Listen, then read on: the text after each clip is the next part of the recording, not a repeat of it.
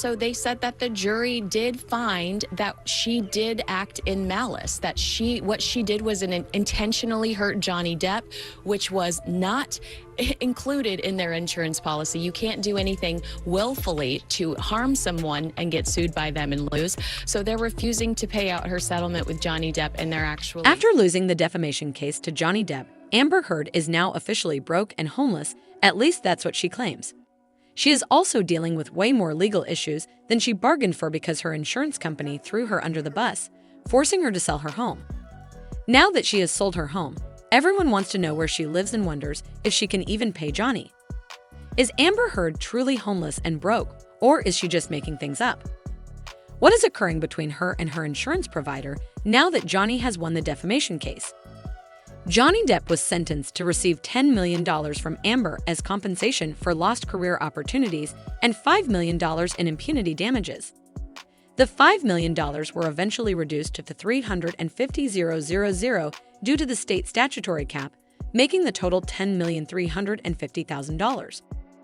With a current net worth of $2.5 million, she was granted an additional $2 million due to the false claims made by Johnny's previous attorney, bringing the total amount received by her to $8 million. Amber may not be able to pay Johnny Depp anytime soon, but fans are speculating that her ex Elon Musk will help her out with a settlement as he has in the past.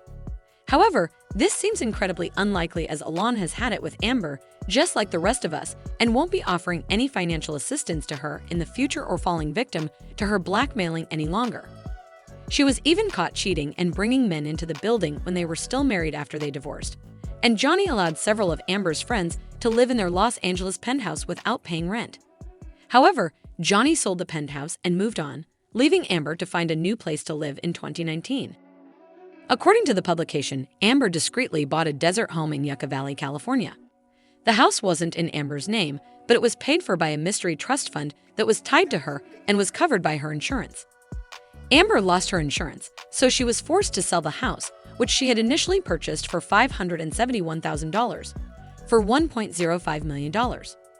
This is far insufficient from the whole sum she must pay throughout the trial, according to Amber, who learned that she lived in a luxurious estate in Virginia for which she spent $22,000 per month. This doesn't sound like something a poor person would do, does it? Despite living in such a luxurious mansion, the property had a tennis court, a home theater, a spa, a swimming pool, 8 bedrooms, and several magnificent chandeliers with a golden tint and various crystal drops that ornamented the whole house. Amber's attorneys continued to claim that she was in too much financial trouble to pay Johnny, even though it appeared that she was living a luxurious lifestyle for someone who was at the time in financial difficulty. Elaine, Amber's attorney, stated on the Today Show, Amber was spotted in the Hamptons as her attorneys filed for a mistrial, claiming that the jury's verdict was inconsistent and irreconcilable, according to Accuse magazine. Is she able to pay a $10.4 million judgment? Oh, no, absolutely not. Amber's attorneys had attempted to remand Johnny to court, claiming that her right to due process had been violated. Johnny's lawyers retaliated, saying that there was no good reason for Amber's team to overturn the jury's decision in any way and that the verdict was overwhelmingly supported by the evidence. Many people were irate with Amber for trying to play such a silly trick, and some expressed their displeasure online by tweeting their disapproval. Both sides were aware of the issue with juror age and approved him. A fan one person said she claims to be broke while partying in the Hamptons and eating food that we all wish we could afford.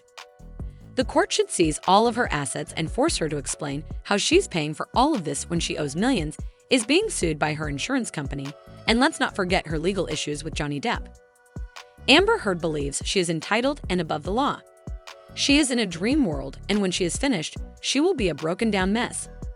Amber has also gotten herself into a bigger mess because her insurance company is suing her. They said that the jury did find that she did act in malice, that what she did was intentionally hurt Johnny Depp, which was not included in their insurance policy. You can't do anything willfully to harm someone and get sued by them and lose. So they're refusing to pay out her settlement with Johnny Depp, and they're actually suing. According to Law and Crime magazine, her insurance company, New York Marine and General Insurance Company, is now suing her because they are not required to give her any more money than they already have. The company was not only covering her when she defamed Johnny Depp in a movie and was also covering her when she did it. You can't do anything willfully to harm someone and get sued by them and lose, so they're refusing to pay out her settlement with Johnny Depp.